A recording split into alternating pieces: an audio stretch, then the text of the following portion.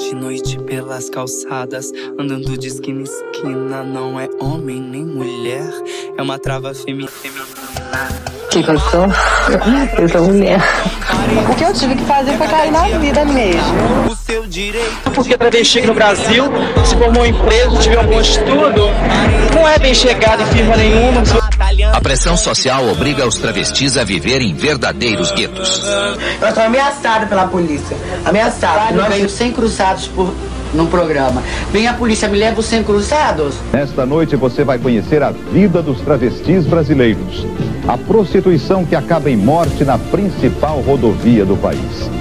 O medo invade as madrugadas no Baixo Gay, na zona sul do Rio de Janeiro.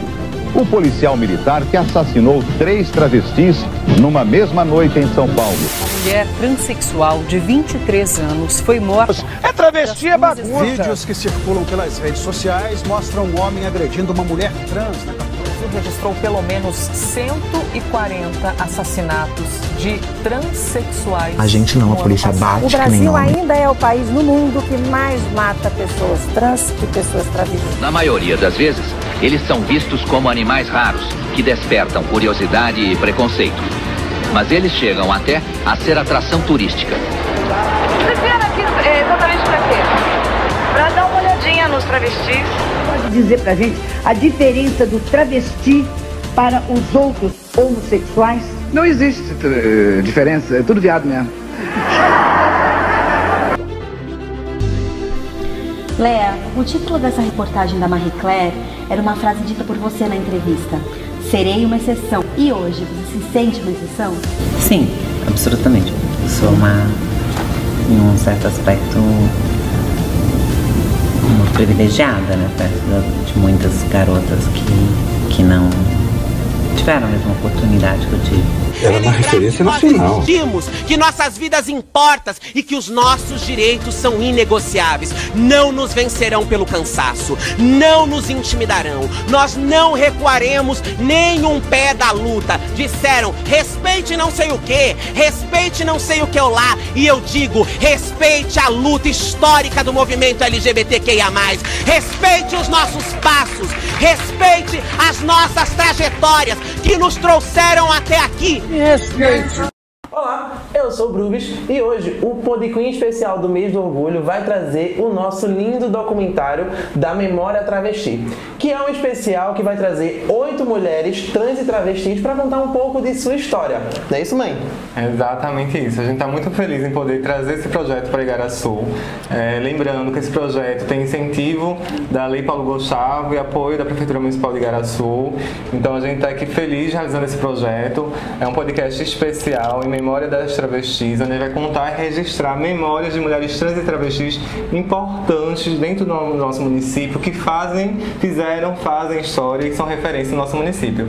E para começar esse encontro, esse registro de memórias travestis, a gente tem uma convidada aqui incrível e com certeza muita gente vai ficar surpresa em ver esse encontro entre essas duas travestis, Natasha e Rafaela Ribeiro. Seja bem-vinda, Rafaela, ao nosso Pod Queen especial de Memória Travesti. É isso aí, minha gente, muito obrigada. Primeiramente eu quero agradecer a Deus, né, a natureza e a vocês pela oportunidade, né, eu quanto uma mulher trans travesti que cresci nesse município com tantas retaliações, mas que conseguimos lutar e conseguimos superar, né, o preconceito, a discriminação.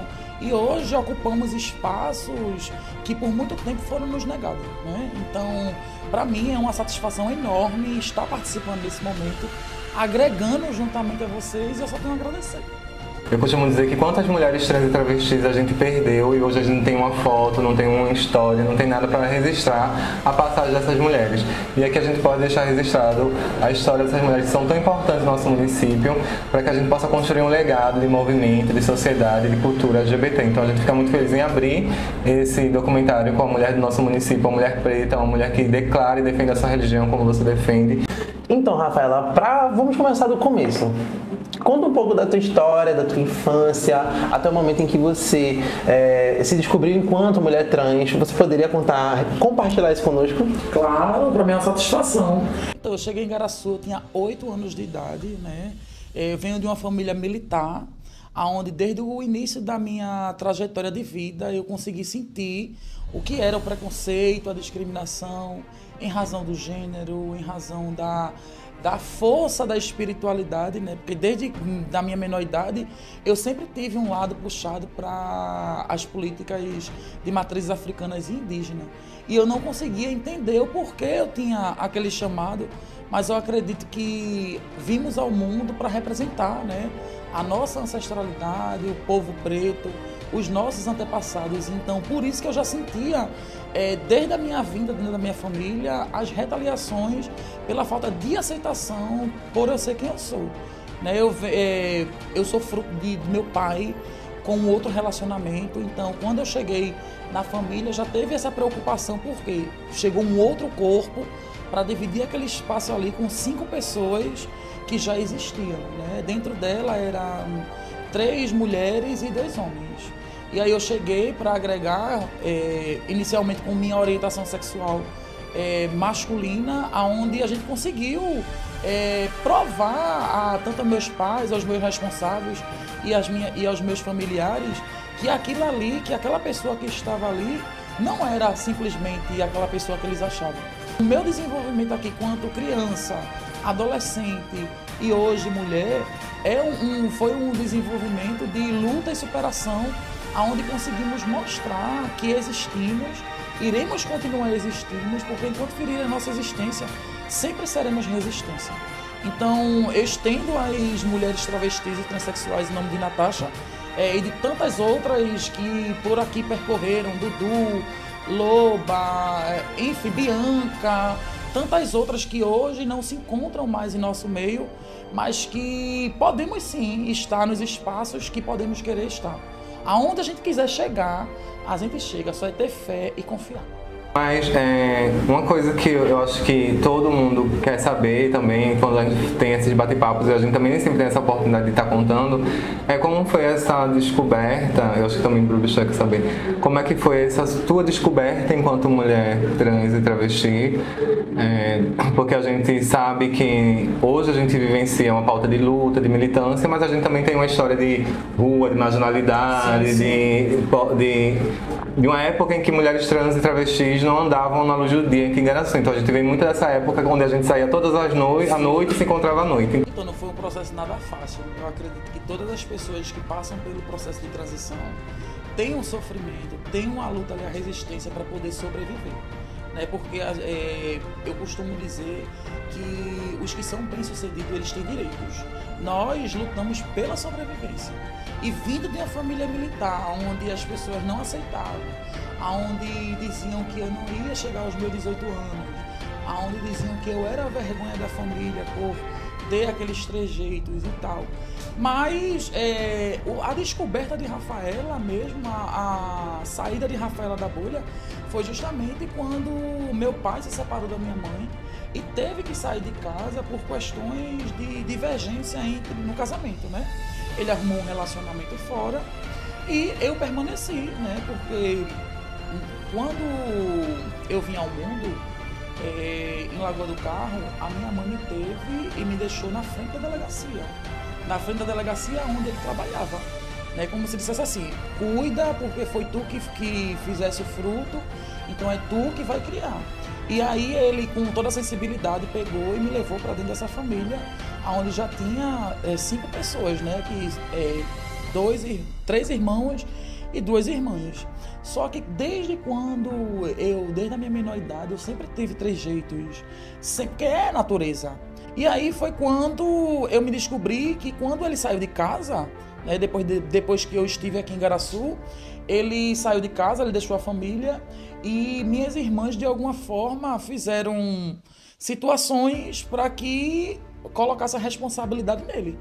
Porque se ele tinha me trazido para dentro de casa e ele saiu, abandonou a família, o pessoal achava no direito também de me levar. E aí minha mãe, com toda a sensibilidade, que eu costumo dizer que ela é uma mulher guerreira, porque como é que a gente vai acolher uma vida, um ser humano que não saiu do ventre da pessoa, mas ali vai criar para dar dignidade e transformar uma pessoa de bem, né? Homens e mulheres de bem. Então, quando ele saiu de casa, mesmo depois da minha maior idade, que não era maioridade quando eu me passei pela minha transição. Eu acredito que eu tinha 17 anos aqui em Igaraçu. Foi quando eu comecei a ter coragem, né? Porque ele saiu de casa, foi uma turbulência muito grande. E aí eu precisei passar pelo caminho da extrema vulnerabilidade através da prestação de serviços sexuais, né? Quando eu não tinha como me sustentar e fui expulsa de casa. E aí eu percorri por caminhos que não era meu desejo, mas era a minha necessidade.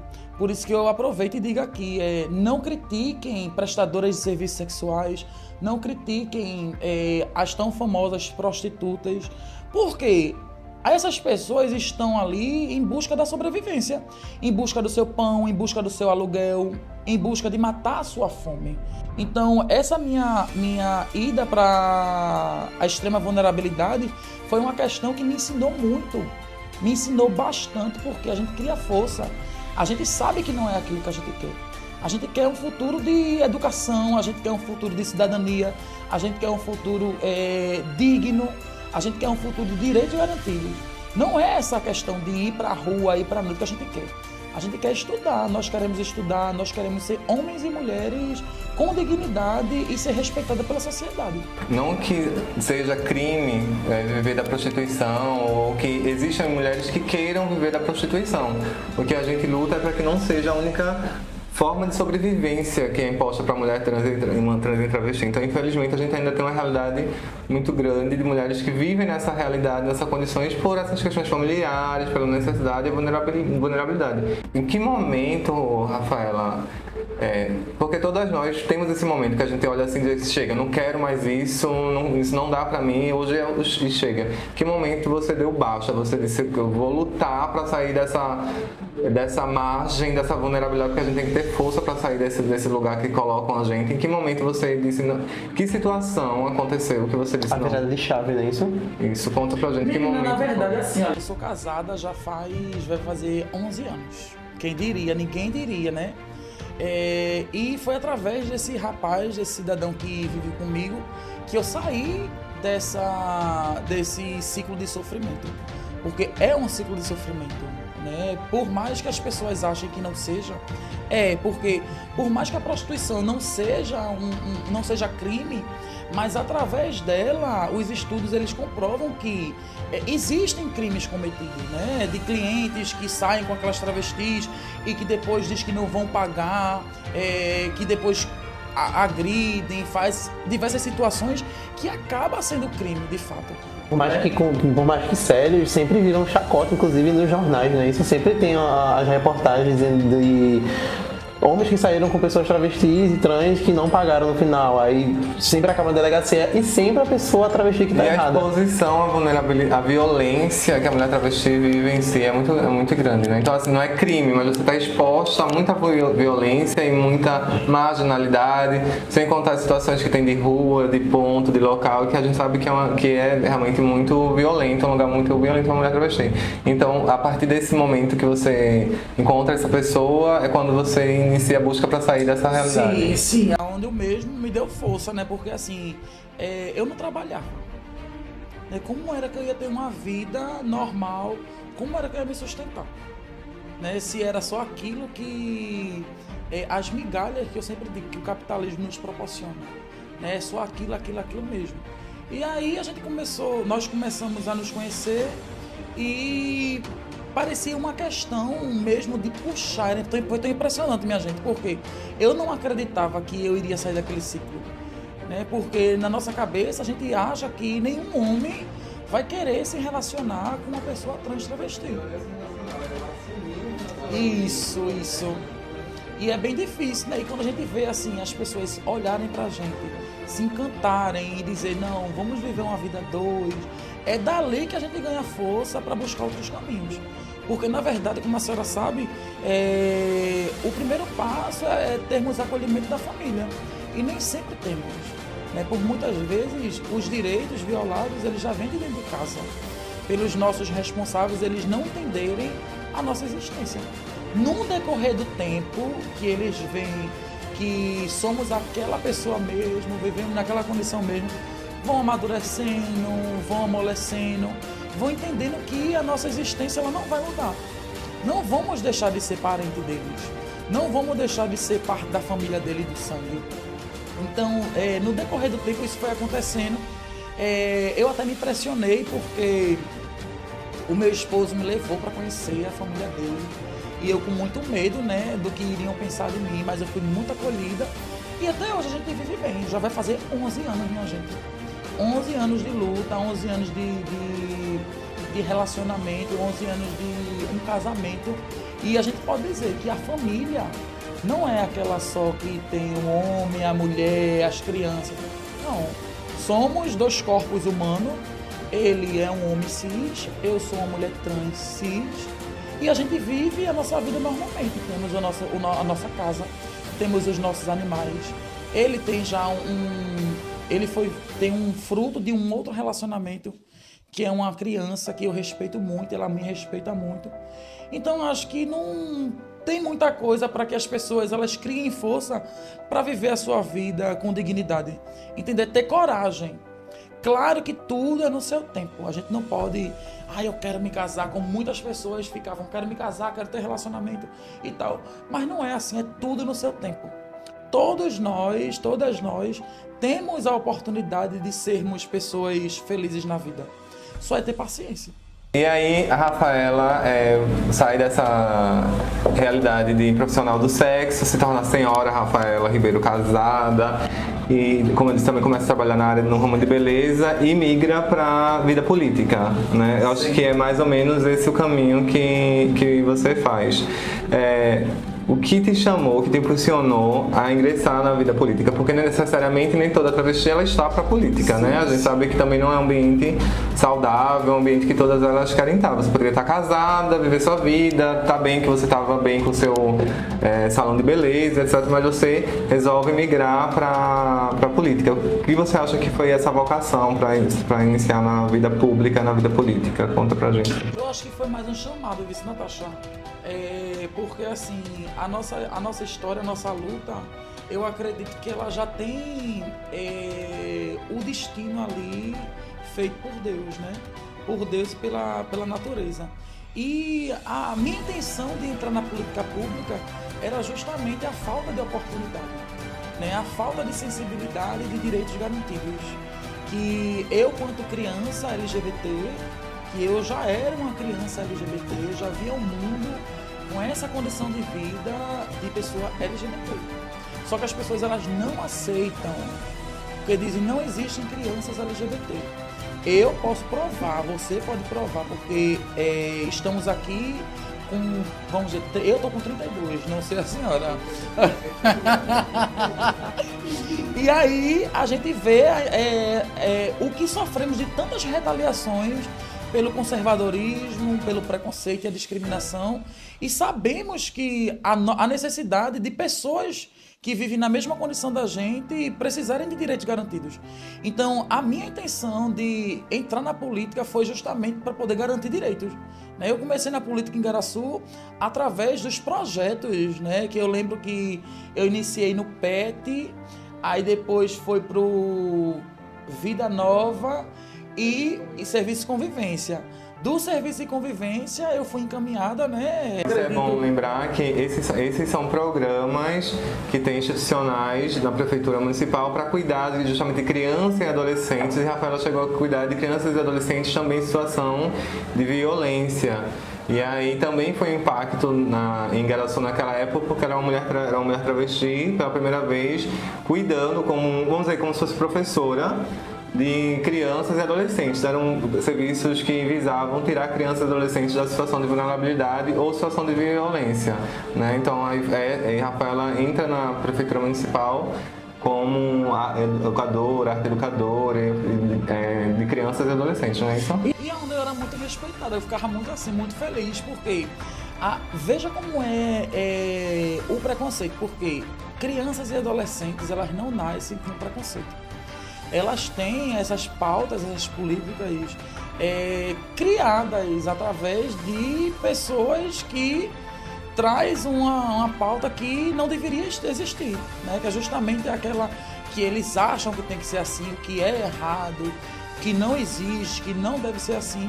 E as crianças dos serviços, elas sempre me acolheram como tia Rafa.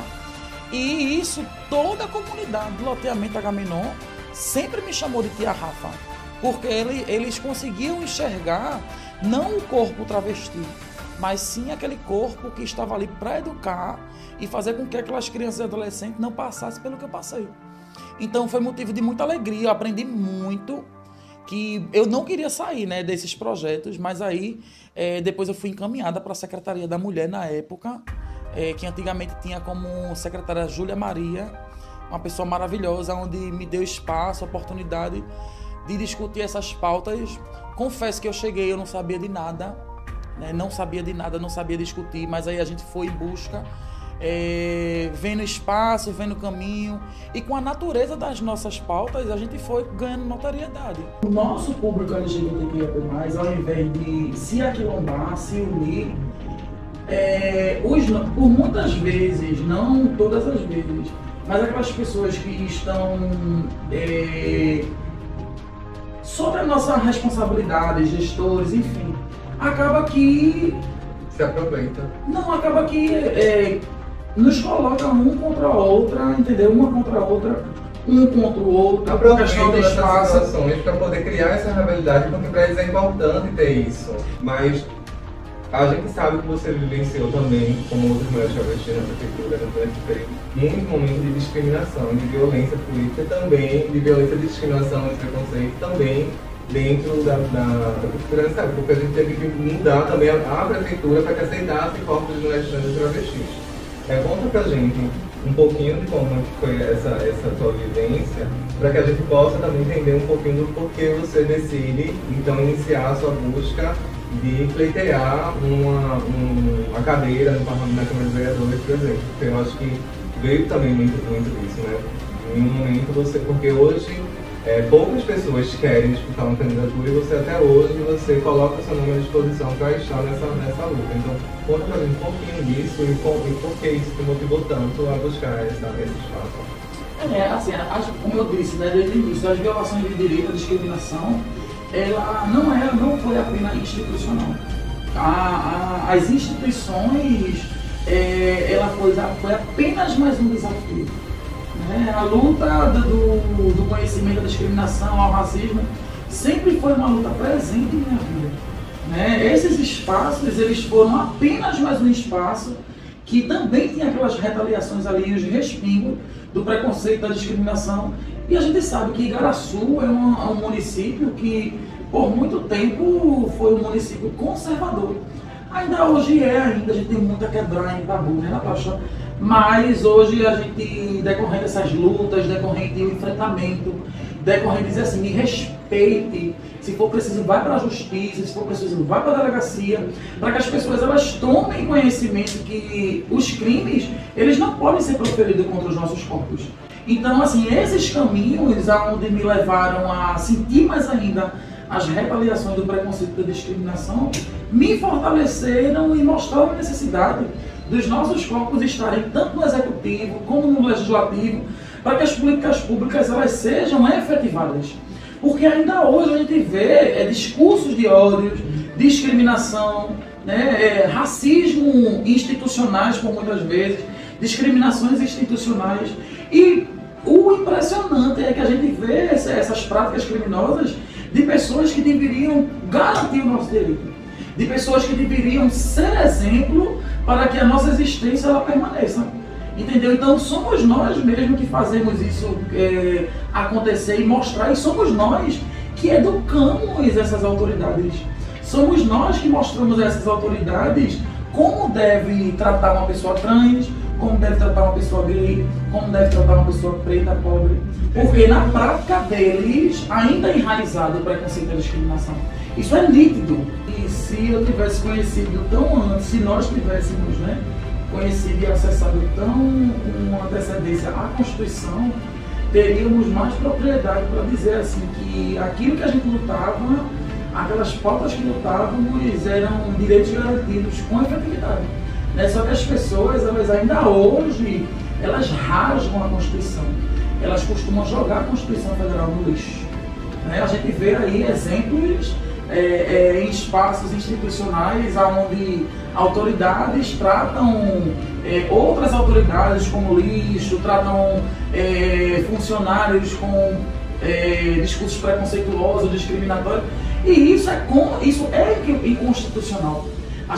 Nós conseguimos provar que é inconstitucional e é crime. As pessoas elas ainda acham, elas tentam normalizar essas práticas discriminatórias, mas essas práticas discriminatórias elas precisam ser denunciadas. Hoje temos propriedade e certeza de tudo aquilo que a gente lutou lá atrás, que não é em vão. Não foi em vão, não é coisa da nossa cabeça, não é vitimismo, não é querer aparecer. Entendeu? É justamente direitos garantidos que a população igaraçuense elas têm. Né? E quem diz, quem fala, quem afirma não sou eu não. Eu sou a segunda pessoa depois da Constituição Federal, né? Que é a soberania maior do nosso país, que a gente precisa seguir para a Bíblia. Né? Então acho que é importante. A gente tem que entender que aqui no Brasil, mesmo sendo um país laico, a religião não está acima da lei. Lei ainda está acima de religião, querendo eles ou não. Então, tipo, se caso você falar, infelizmente você vai ter que pagar. Falando em religião, essa era a pergunta que você queria tratar, e aí a gente entra em outra forma, que é muito importante perguntar ela. Então, só para falar de uma forma correta, qual seria a sua religião hoje em dia? Sou o candomblé. O candomblé. Hoje em dia eu vejo que muitas pessoas LGBTs têm esse norte mais para o candomblé. Porque a gente não é aceito na igreja evangélica, algumas igrejas católicas ainda nos aceitam, porém são pouquíssimas. Então eu vejo muitas das pessoas diretamente no candomblé. Então você acha que hoje em dia a sua identidade de gênero enquanto mulher trans também influenciou para que você fosse e tivesse a religião que você tem hoje? Então, a minha ida para o candomblé, para as religiões de matriz africanas e afro-indígena, é justamente porque enquanto tantas outras religiões elas nos matam, nos invisibilizam, o candomblé ele nos acolhe como ser humano. Claro que ainda o preconceito voltado à população travesti transexuais, dentro desses espaços ainda tem muita resistência.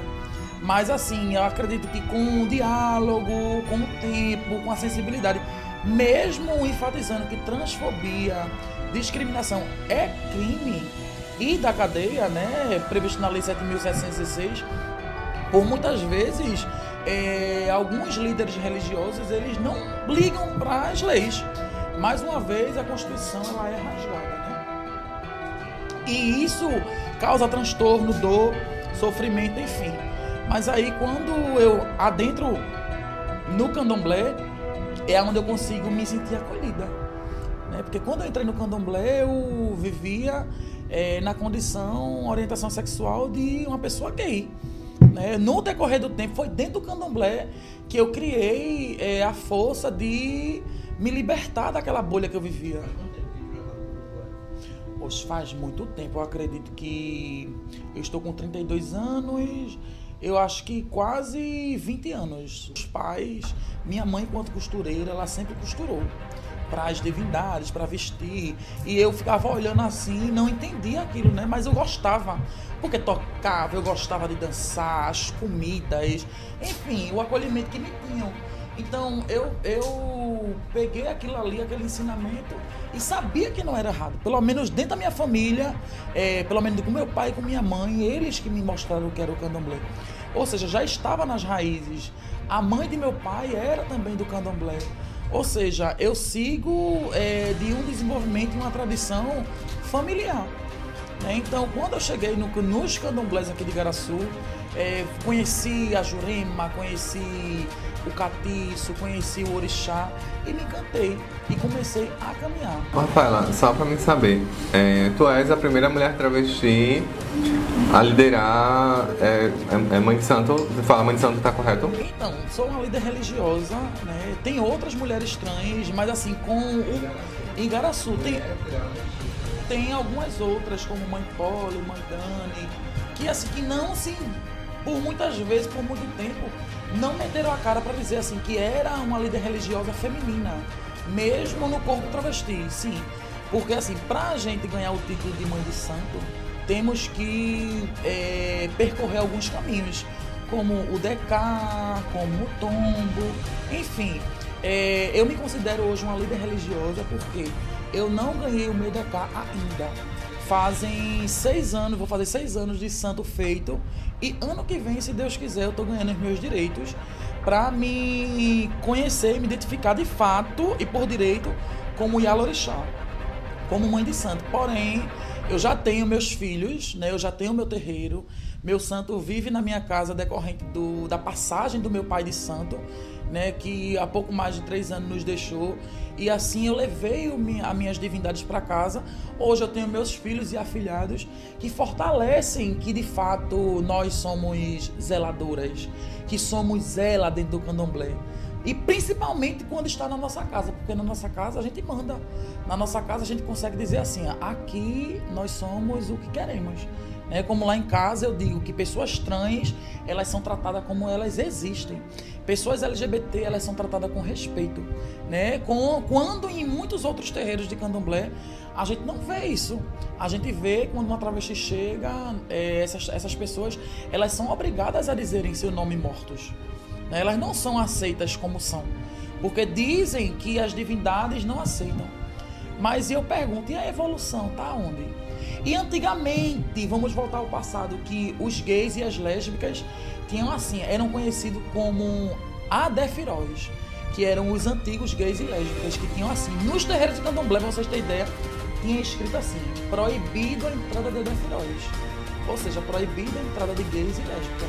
Antigamente, né, essa população era tida como que existiam com doenças psicologicamente. Quem termo antigamente era homossexualismo, porque o ismo era termo de doença. Éramos tidos como pessoas doentes mentais, com doenças mentais. E a nossa chegada, né, de firmeza dentro do candomblé e dizendo assim que os nossos corpos eles precisam ser respeitados, é justamente pensando no passado. Né?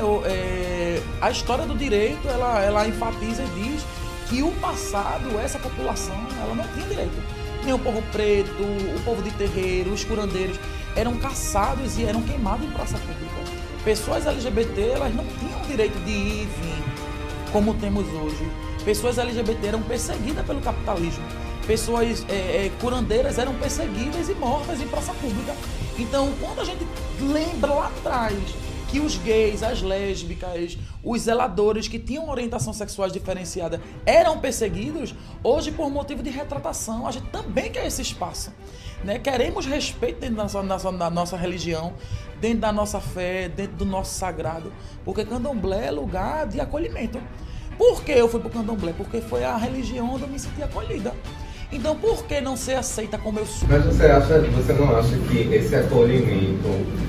Porque o que eu vi, na verdade, foi essa discussão entre aceitar uma mulher travesti como líder religiosa a partir de Rafaela. Você citou pessoas que eu nunca ouvi falar que trouxe essa discussão, inclusive de brigar realmente para conscientizar essa população que você era uma mulher travesti e merecia ser tratada assim nesses espaços. Então, esse acolhimento, né, eu vejo assim, como membro, não sei o que, beleza, mas quando fala em ocupar espaço de poder dentro da religião, esse acolhimento ele existe? Não. É isso, sabe? Porque eu vi essa discussão a partir de vocês. Sim. Eu sou uma líder religiosa, uma mulher travesti, e hoje você luta para que outras mulheres travestis tenham esse acolhimento e possam ocupar espaço. Mas ele não existia. Corpos trans travesti, pelo menos aqui em Igaraçu, sempre existiram nesses espaços, né? Eu citei nomes, mas aonde esses nomes eles não se consideravam mãe, ela dentro do candomblé. Se considerava assim, são corpos trans que se transvestiam, mas que seguiam os caminhos como ele. No caso, fora do terreiro, você era ela, só que quando você passava a porta, você tem que ser... Ainda hoje é assim. Ainda hoje, pessoas de candomblé não aceitam os corpos trans, nem como ele, nem como ela.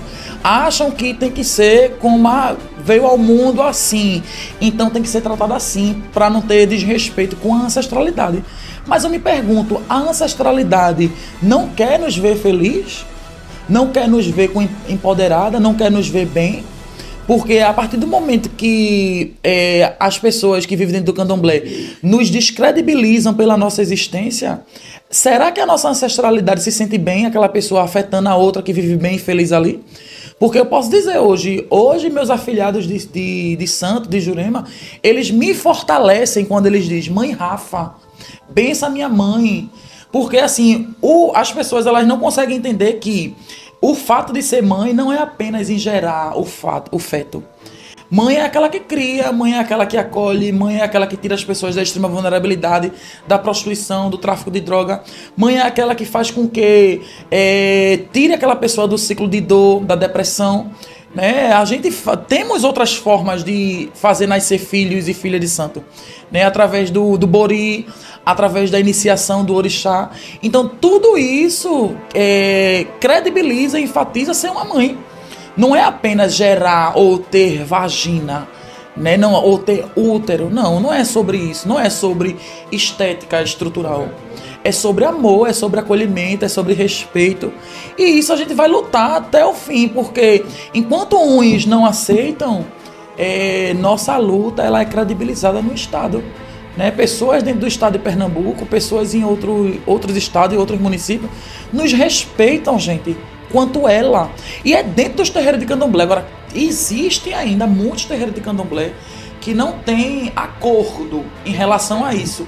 Tem a resistência e a gente tem que esperar que essas pessoas elas coloquem na cabeça que são corpos, são seres humanos que sentem dores, sofremos, né?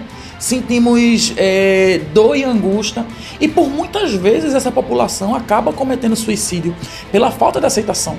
Então eu estendo aqui aos pais e às mães de santo, não só de Igaraçu, mas de todo o estado de Pernambuco, que acolham, que entendam esses corpos ao chegar na vida de vocês, porque são seres humanos. Pensem no suicídio que essas pessoas elas podem cometer decorrente à exclusão, decorrente à violação de direito e à não aceitação da existência delas. Mais um legado e um marco histórico da vida de Rafaela dentro do movimento LGBT. A gente também pode pautar essa luta para o reconhecimento do direito da mulher travesti dentro da religião de matriz africana. Então é muito bom a gente poder registrar isso, pontuar isso, porque futuramente outras mulheres travestis estarão ocupando esses espaços, porque uma mulher abriu esses espaços para que elas pudessem ser respeitadas e serem líderes religiosas. E vale até frisar que tinha uma que eu acho que todo mundo conhece, né? Que é Dione. Dione sempre foi de candomblé e por muitas vezes ela não era aceita como ela era.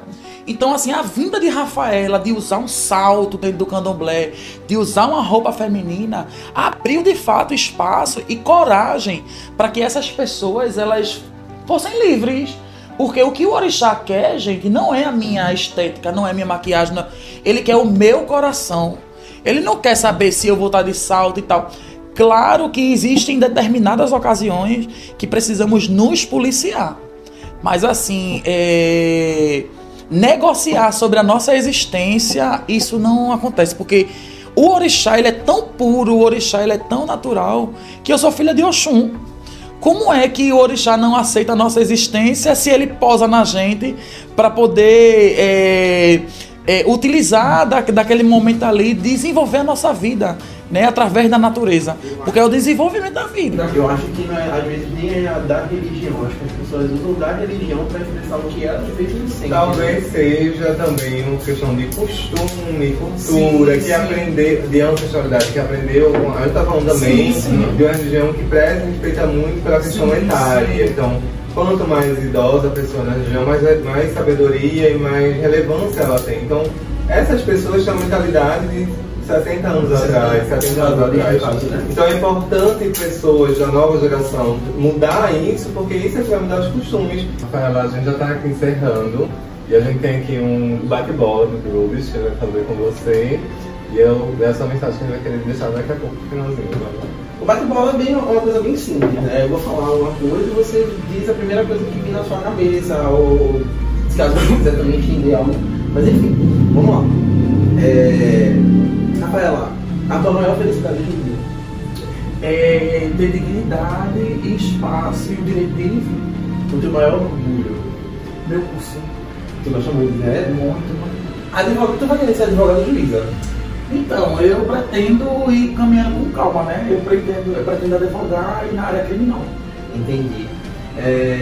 Algum sonho que tu ainda não realizou? Tu quer, assim, um dia colocar em prática? Ser uma autoridade para garantir o direito da população com efetividade. Certo. Se um dia tu pudesse falar uma coisa para a Rafaela lá de trás, aquela mesma que tu falou que foi expulsa de casa, o que é que tu falaria para ela? Força, companheira, não desista, porque o sofrimento ele nunca é para sempre. Tudo nessa vida passa.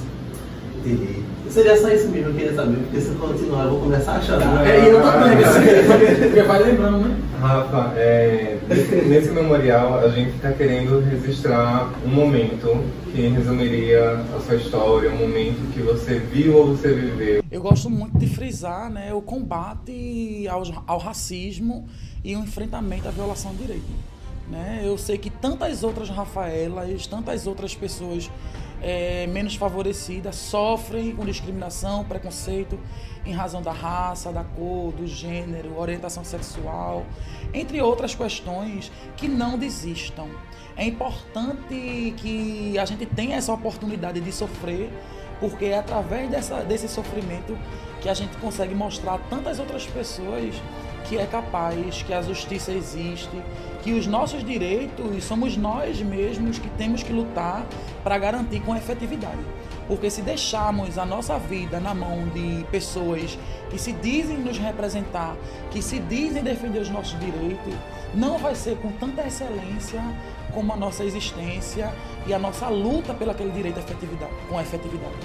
E agora, como a gente está aqui pensando esse memorial travesti, eu queria que você trouxesse uma travesti que foi importante para você, que marcou a sua história. Não sei se você gostaria, nesse momento, de falar algo para ela, deixar uma mensagem. Eu falar dessa pessoa é suspeita. Eu tenho ela como exemplo, por mais que seja uma mulher travesti branca, mas é uma pessoa que me inspira muito, é Bárbara Barbosa. Eu acredito que por esses dias ela vai estar aqui e ela me inspira muito, chega a me arrepio, porque foi através do corpo dela que por muitas vezes a gente conseguiu caminhar e saber que estarmos como somos, viver como somos é possível. Bárbara é uma pessoa de luta, uma pessoa que me ajudou a passar pela transição, me ajudou na minha educação e sempre me deu força. É uma pessoa que tem um gênio forte? Mas é necessário que tenha esse gênio forte, entendeu? Para que a gente se acorde, para que a gente levante a cabeça e diga: eu sou eu vou resistir e eu vou continuar lutando. E hoje ela, né, como uma mulher trans, é a primeira da história de Igaraçu, depois de tantos anos, 500 anos, né, a gente ter a primeira mulher enfermeira na história do município é muito gratificante. Né? E eu lutando para que eu possa me inspirar nela, assim como ela se formou, né? Assim como ela teve a primeira graduação, eu também quero me tornar a primeira mulher travesti da história de Igaraçu, depois de tantos anos advogada. Né? E a gente vai conseguir, porque quando fala da nossa existência, quando fala dos nossos direitos, somos nós que temos que lutar e correr atrás para poder efetivar com excelência. Parabéns, Rafaela. A gente queria começar horas para gente falar ainda da sua história, mas eu quero agradecer muito a sua presença. A gente quer registrar esse momento histórico também, guardar esse registro muito importante. E você é um orgulho para a comunidade LGBT+. E até mesmo quando você esqueça do seu legado, vai ter pessoas que vão lembrar que você construiu, que você fez pela população LGBT e outras bandeiras que você hoje defende tão fortemente. Então você também é um orgulho para a comunidade LGBT, você é o nosso orgulho. Sinta-se abraçada, sabe? Tenha muito orgulho e certeza que você está construindo um legado cada vez além do que você até imaginou um dia. Uma vez só você construa uma história, que você tem espaço para construir uma história ali, você está construindo, você buscou construir novas histórias. Existe muito espaço, infelizmente ainda, ocupamos poucos espaços, existem muitos espaços para sermos as primeiras. Você está construindo, seja fazendo um trabalho incrível na cultura, seja fazendo uma discussão importantíssima na religião, seja mantendo essa cabeça erguida, enfrentando outras lutas e defendendo outros corpos. Então isso é construir legado, isso é construir o caminho, você está construindo o seu caminho, a sua história de uma forma brilhante. E a gente fica muito agradecido por você estar aqui, muito agradecido pela sua vida e saber que você é um orgulho para todos nós que estamos aqui. Muito obrigada. Agradecer mais uma vez o incentivo da Lei Paulo Gustavo, da Prefeitura Municipal de Igaraçu. Esse foi mais um Memória Travesti. Beijo. Tchau, até o próximo.